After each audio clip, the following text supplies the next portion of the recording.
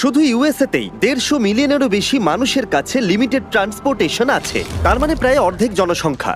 আর এমনকি পৃথিবীর গরিব দেশগুলোতে ট্রান্সপোর্টেশনের ঘাটতি আরো অনেক বেশি।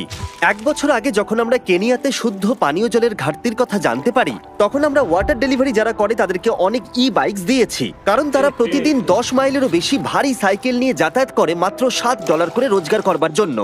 কিন্তু এখন নতুন বাইকের ফলে ওরা অনেক বেশি যাতায়াত এখন করতে পারছে, যা তাদের পরিবারের রোজগারকে অনেকটা বাড়িয়ে তুলেছে। এখন কাজ করতে অনেক সুবিধা হয়। আর এখানকার সম্প্রদায়ের ওপর এর প্রভাব দেখবার পরে আমরা আমাদের পার্টনার ইলেকট্রিক বাইকের কাছে গেলাম সাহায্য চাইতে, এটা মনে করে যে ওরা আমাদের 13টা বিচ ফিলান্থ্রপি ভিডিওসকে স্পন্সর করেছে। আর আমার মনে হয় আপনারা শুনে অবাক হবেন না যে ওরা $6 লাখ ইলেকট্রিক বাইক ডোনেট করেছে। আর তারপর আমরা আপনাদেরকে এমন একজন মানুষকে নমিনেট করতে বলেছি যার জীবনে ট্রান্সপোর্টেশনের অত্যন্ত প্রয়োজন আছে। আর প্রয়োজনীয় মানুষদের অনেক অনেক ভিডিও পাওয়ার পরে আমরা সেগুলোকে গিভঅ্যাওয়ে করার জন্য খুবই এক্সাইটেড হয়ে উঠেছি।